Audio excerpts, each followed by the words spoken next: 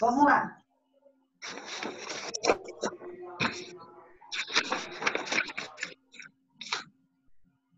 Estou desativando o som de todo mundo, tá, gente?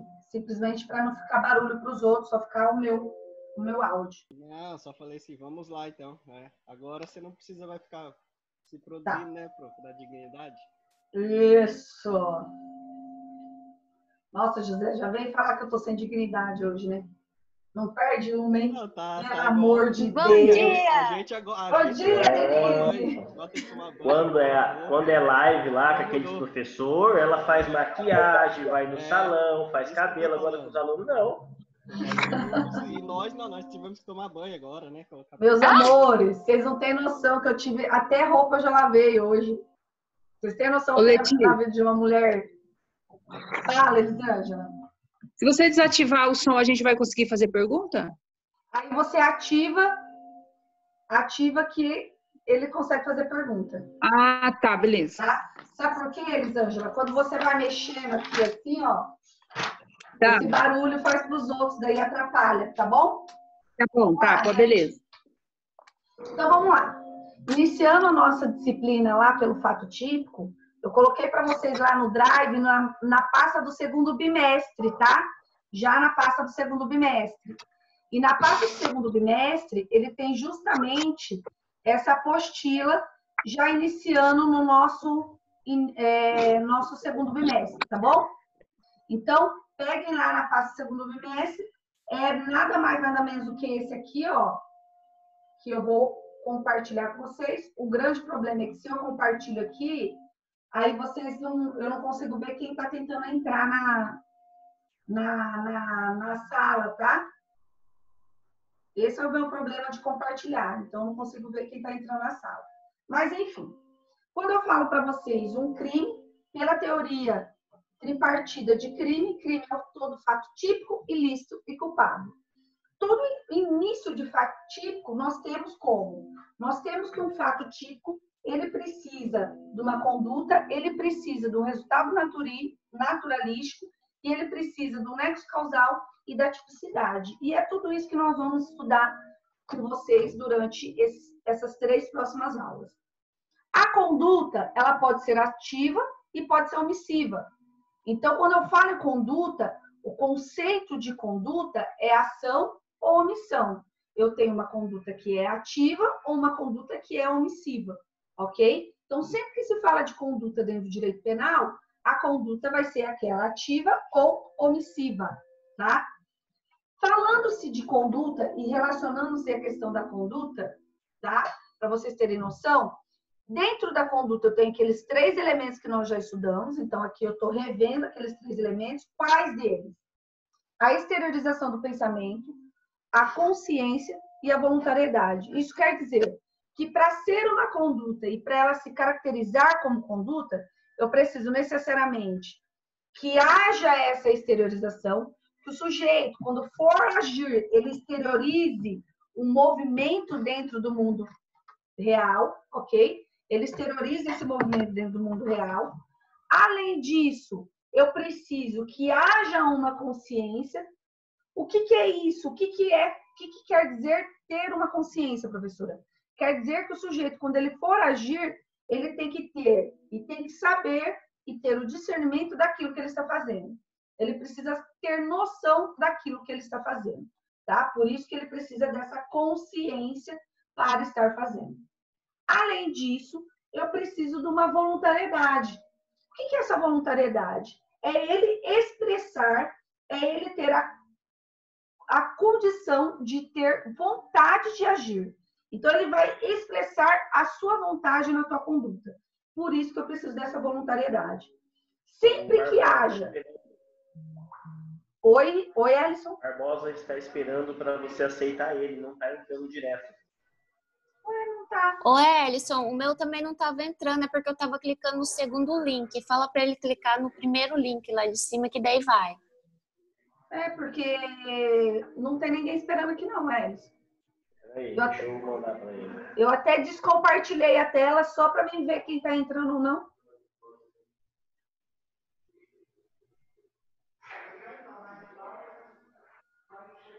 O segundo link é o link que vai vir depois, tá? É a segunda aula, né, professor? É a segunda aula. Depois, né? Provavelmente, gente, até a semana que vem, a gente já tem ou o Meets ou o Teams, e daí já é outra coisa, aí a gente toca direto, tá?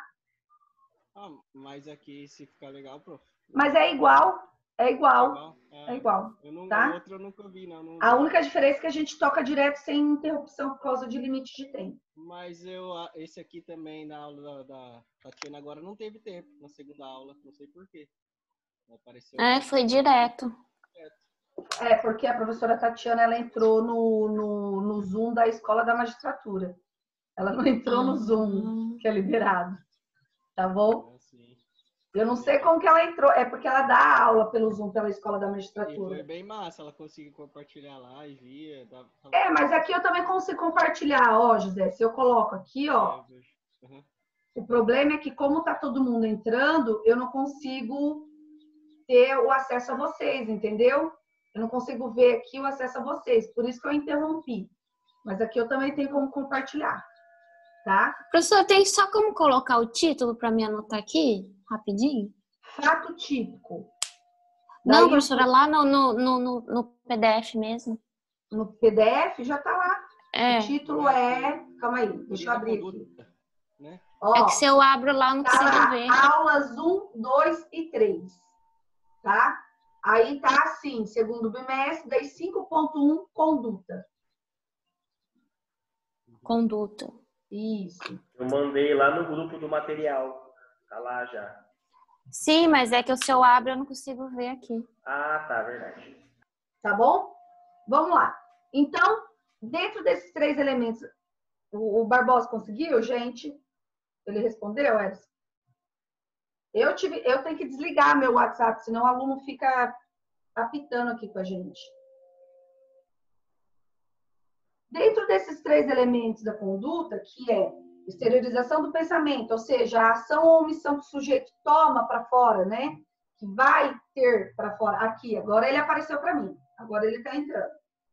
Que ele vai realizar no mundo da realidade. A consciência, que é aquilo que ele sabe daquilo que ele está fazendo.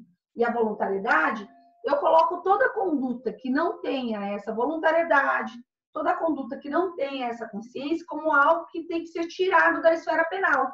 Então, eu consigo retirar da esfera penal porque houve um problema ali na caracterização da conduta. Um exemplo, sujeito que é sonâmbulo, né? Ele é sonâmbulo e vem a cometer um crime em estado de sonambulismo. Não tem como eu ter a possibilidade de imputar a ele um crime se ele está nesse estado de sonambulismo. Aí vocês vão me perguntar, professora, como bons alunos de direito e bons alunos de direito penal, eu vou perguntar, professora, mas então eu posso matar meu marido e dizer que eu tive o estado de sonambulismo? Aí eu vou falar para vocês, não, porque o estado de sonambulismo ele tem que estar detectado, ele tem que estar com laudo dizendo que ele sofre sonambulismo, que ele tem esse problema de sonambulismo. E só então a gente pode falar numa possibilidade de se retirar a conduta do sujeito, ok? Então tem essa possibilidade. Por exemplo, né, atos que não são voluntários, atos que são atos involuntários, são chamados atos reflexos, né? Imagine você dirigindo o carro e dar um espirro, e quando você deu um espirro, você acabou atropelando uma pessoa porque você acabou não tendo condições de ter aquela segurança e aquele cuidado devido na conduta que você estava tomando. Isso é ato reflexo. São atos que advêm de um estímulo do sistema nervoso. E são atos involuntários. Eles são causados sem a sua vontade, né? A mesma coisa acontece a pessoa que sofre uma... Como que é aquele acesso que você desmaia? Epilepsia. Epilepsia, isso mesmo. O sujeito que tem uma epilepsia, ele vai ter uma epilepsia, ele acaba caindo, tendo um ataque epilético, e o que acontece? Ele não teve vontade de praticar aquela conduta. Então, eu não posso imputar uma conduta criminal, uma conduta penal num sujeito que não teve essa vontade, ok? Então, eu tenho essa possibilidade de alegação retirando a conduta e descaracterizando, assim, um fato típico. Mas é lógico, gente, isso tudo tem que ser provado dentro do processo, porque o processo vai seguir. E dentro do processo você vai ter que provar que aquela conduta foi tomada em um estado de ato reflexo, tem um laudo, né? Inclusive as pessoas que têm epilepsia, eles têm até uma certa restrição em dirigir, né? Lembra-se aquele caso lá do Rio de Janeiro, um sujeito que era epilético e teve um ataque e atropelou 6 pessoas, eu acho que faz coisa de 3 anos, no fim de ano, no Rio de Janeiro? Lembra-se? Não lembro de nada, não. Não lembra, Lucas? Não lembro. Fazia ideia. Gente, ele teve um ataque epilético, ele atropelou 6 pessoas e, salvo engano, ele matou 2 pessoas. Mas ele atropelou esse... Gente, é tão bom ver vocês. Agora a Mávila liberou a câmera. Eu acho que todo mundo tinha que liberar a câmera para a professora matar a saudade. Só acho, tá? Ele teve um ataque epilético, mas ele tinha uma restrição de dirigir. Ele não poderia estar dirigindo ali, entendeu? E ele estava dirigindo. Então, quer dizer, se ele teve um ataque epilético, uma proibição e uma restrição de dirigir, aí eu não tenho como falar que eu tenho que retirar a conduta ali e poder não imputar uma conduta nele, porque ele deveria estar quietinho, né? Ou agindo de acordo com as restrições que ele tinha e não estava, tá? Então, para deixar claro. Outra situação, coação física irresistível, né? Que é a chamada visa absoluta. Quando você pega uma arma e coloca a arma na cabeça da pessoa e fala assim, vai lá e faz. Como que você imputa uma conduta penal a uma pessoa que está sendo coagida? Não tem como. Não tem como você imputar. Então, eu também entro aqui na falta de vontade do ato quando acontece isso. Força irresistível, né? Quando eu tenho um outro ser humano empurrando o outro para que caia em cima do outro, o outro venha a lesionar o outro, né? Não, professor, calma aí.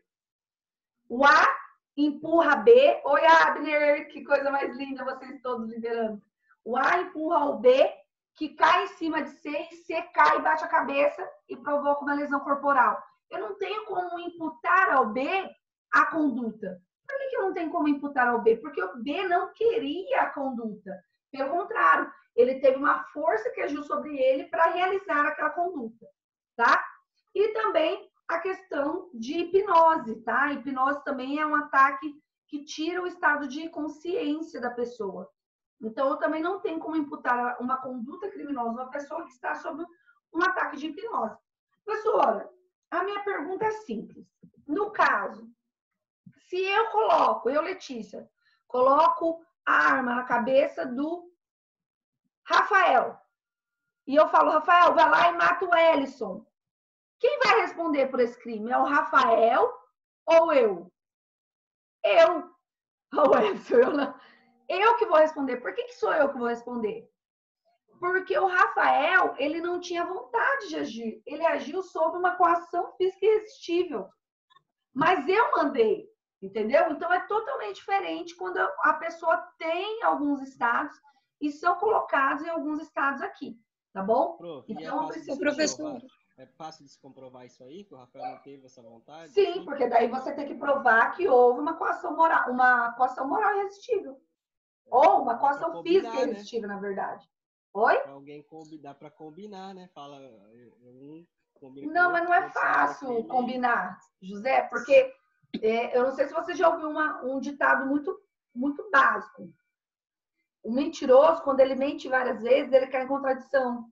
O sujeito que não é mentiroso, que sempre conta a verdade, ele não cai em contradição. O mentiroso cai.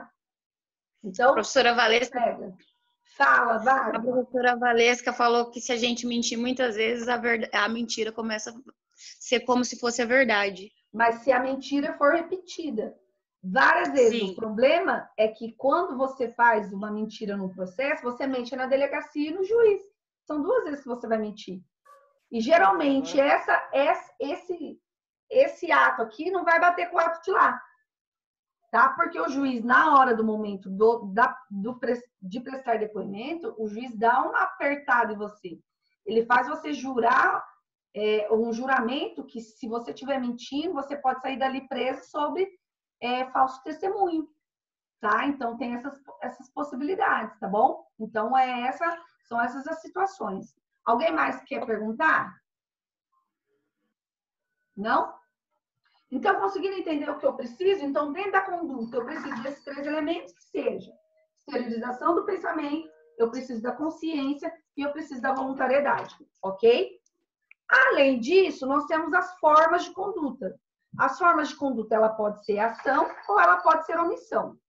Uma conduta que é ação é aquela chamada conduta ativa.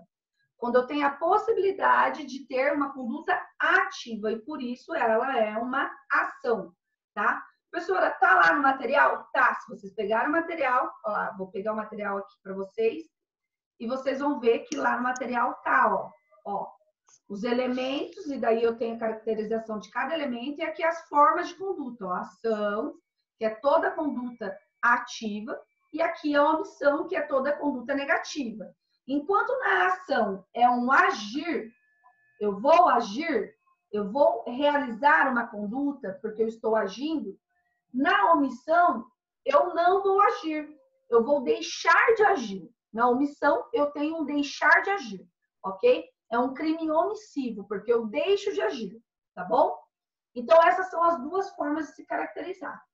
Além disso, eu tenho, e já passei para vocês, as teorias que discutem a conduta, né? O que é a conduta para a doutrina? O que a doutrina considera como sendo conduta? E daí eu tenho a teoria causal, que vai trazer a conduta como aquele que não importa qual era a vontade de provocar o resultado. Então, para a teoria causal, a conduta é simples resultado. O que isso quer dizer?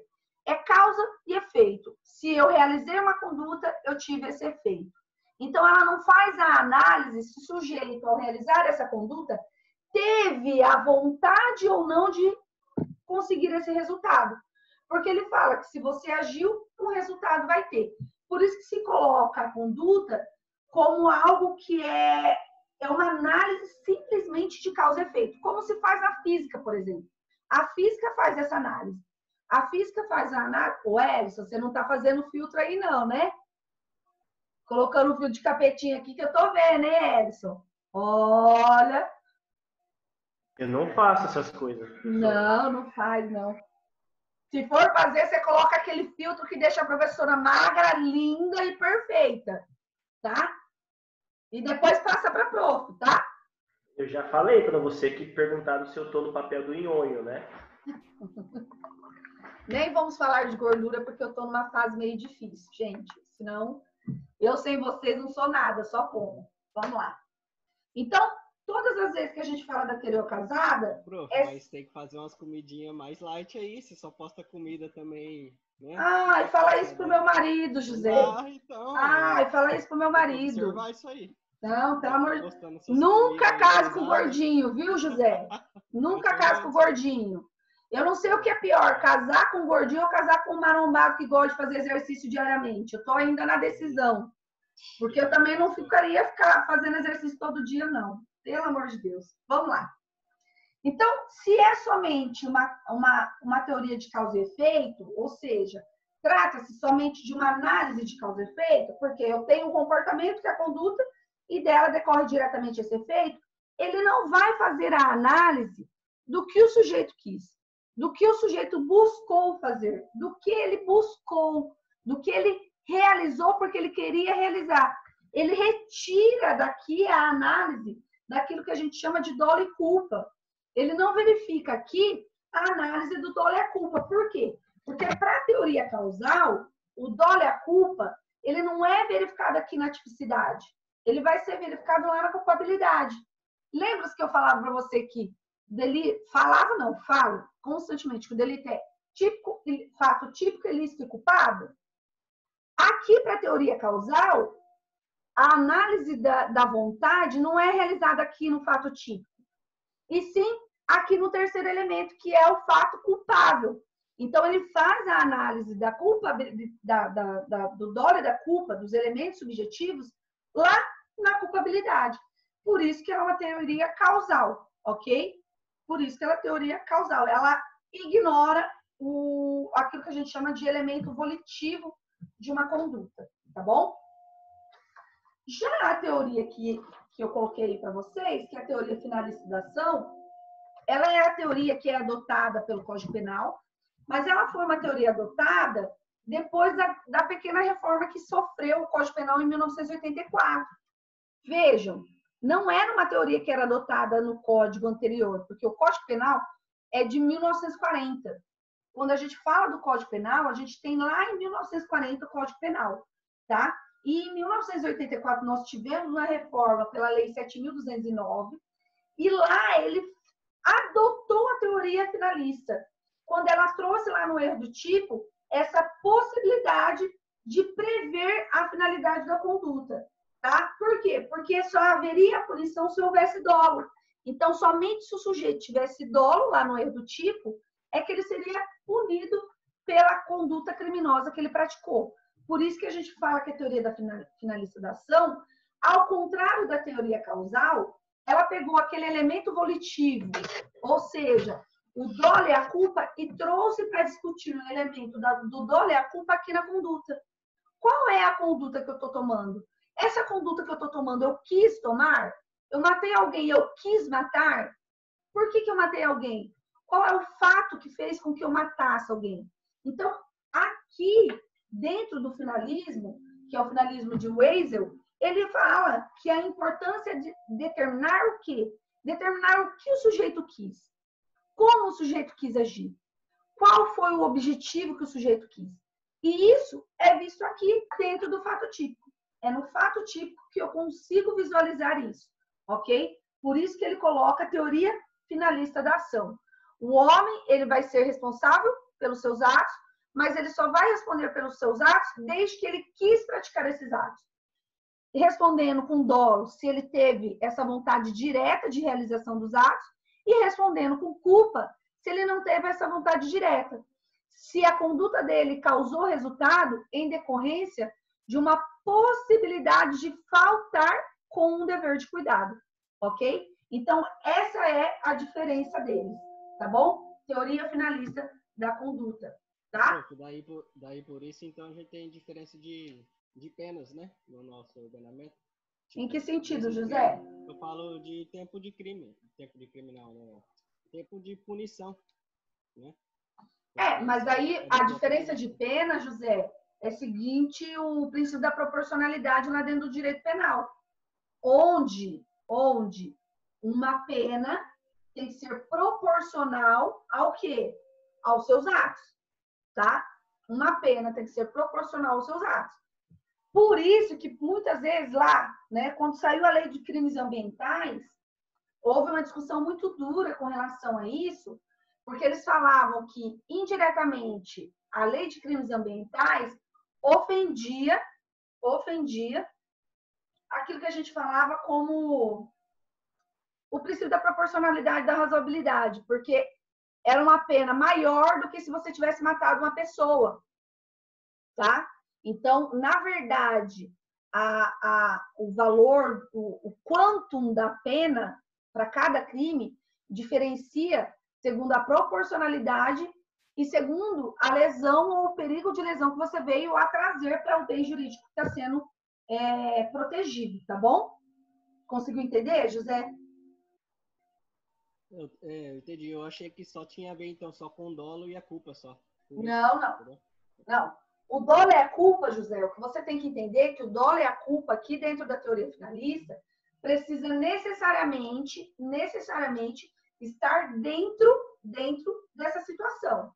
Aqui do fato típico, tá? É aqui no fato típico que você faz essa análise do dolo. Ei, Bárbara, nunca mais na vida você vai ter essa boa vida aí, hein? Fumando, assistindo a aula do estrogonofe do direito, hein? Nunca mais, hein? Então, conseguiu entender, ô José? José? Sim? Então tá bom. Daqui a pouco tá a Denise também fumando, assistindo aula. Olha que vida boa. Vai acabar aqui a primeira Não dá, só fumo lá fora. Que bom. Esperar o intervalo. Tá. Ainda faltam 7 minutos ainda, tá, José? Vamos lá.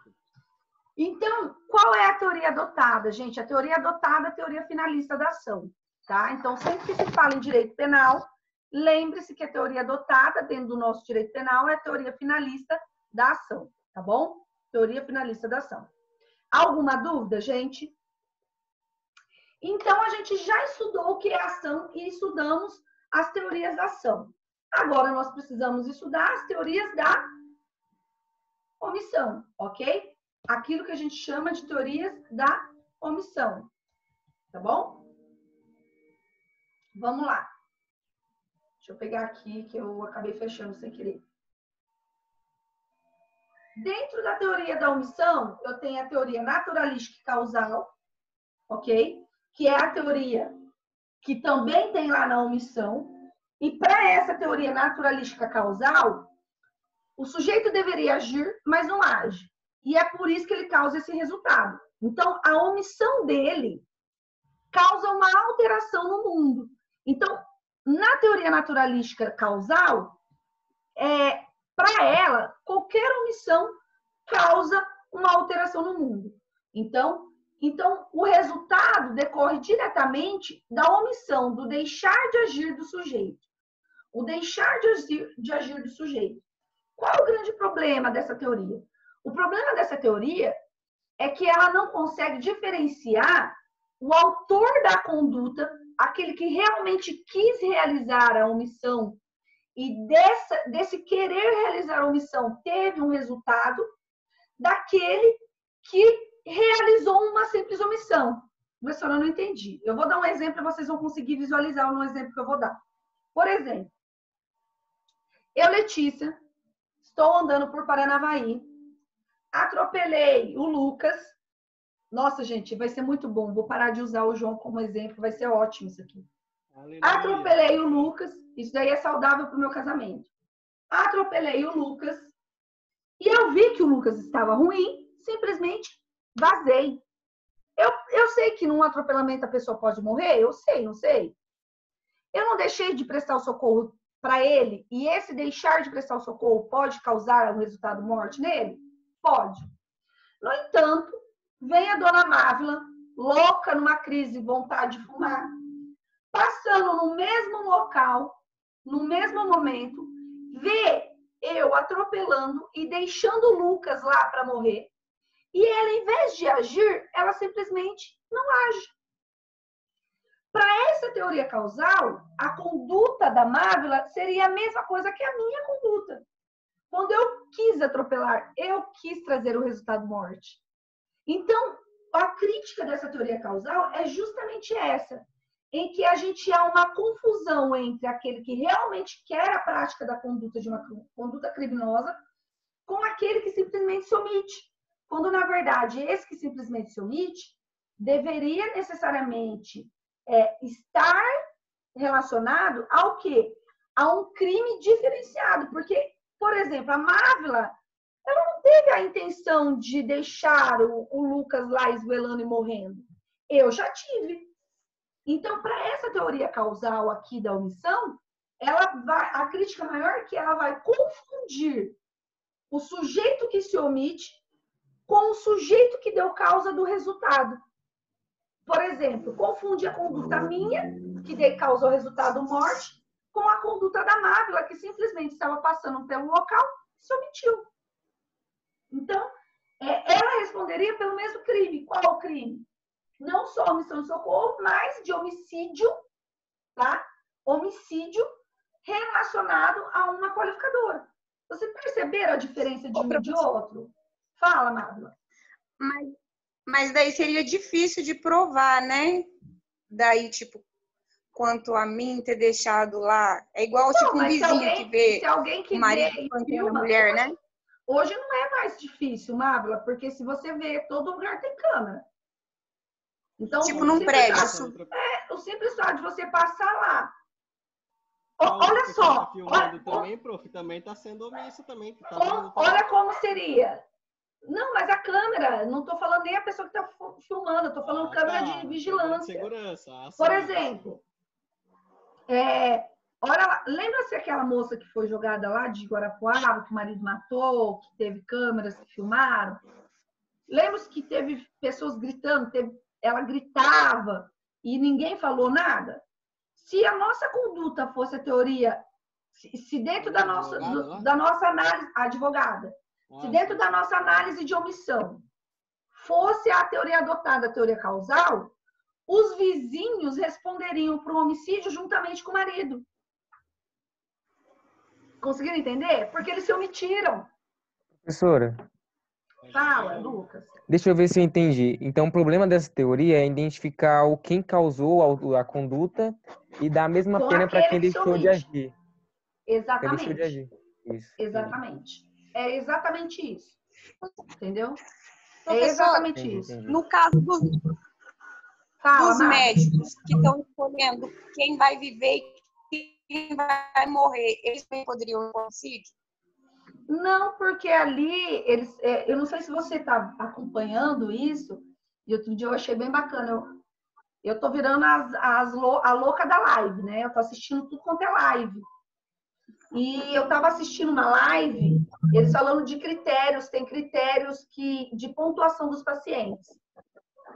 Tá? Então, por exemplo, vamos lá, Marco. Eu e você. Se você tiver hipertensão e eu não tiver, você tem uma pontuação menor do que eu para você poder utilizar o aparelho entre eu e você. Então, eles vão ver, o sujeito tem hipertensão, o sujeito tem diabetes, o sujeito não tem. Então, eles decidem por critérios de pontuação, eles estão decidindo. Inclusive, dentro do Conselho Federal de Medicina, como nós estamos vivendo uma situação nunca vista antes, lembram-se do Henderson? Ah, não, vocês não assistiram o Henderson. O Henderson, ele é um dos cabeças do coisa de bioética, tá? Da Comissão de Bioética da OAB. E ele estava falando que eles estão trabalhando numa normativa no Conselho Federal de Medicina para estruturar esses pontos, para trazer a estruturação desses pontos. Então, não tem como responder por omissão, tá?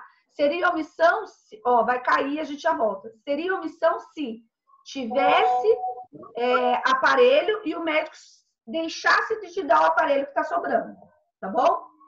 Ok? Professora, Oi. tem algum país que adota essa teoria? Ou é uma teoria que ninguém adota? É muito difícil adotar teoria, porque hoje em dia a maioria das teorias são as finalistas, tá? Vamos voltar no outro link, fazendo favor? Porque daí vai cair e daí a gente já inicia já a próxima teoria no outro link. Beijos!